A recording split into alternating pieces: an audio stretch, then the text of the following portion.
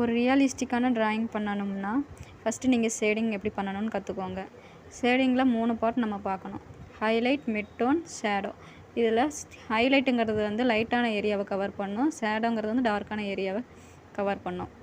First நம்ம HP 2B மாதிரி பென்சிலை எடுத்து டார்க்கான ஏரியாவை நம்ம லைட்டாக ஷேட் பண்ணிகிட்டே வரணும்.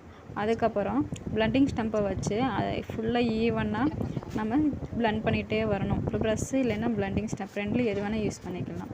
ஃபுல்லாக ஈவனாக பண்ணதுக்கப்புறம் செகண்ட் லேயராக 4B மாதிரியான பென்சிலை வச்சு டார்க் ஏரியாவிலேருந்து மிட் டோன் வரைக்கும் நம்ம பண்ணணும். அதுக்கப்புறம் நம்ம ஹைலைட்டை மட்டும் நம்ம என்ஹான்ஸ் பண்ணி காமிக்கணும், எங்கெங்கே ஹைலைட் இருக்கோ அங்கெல்லாம்.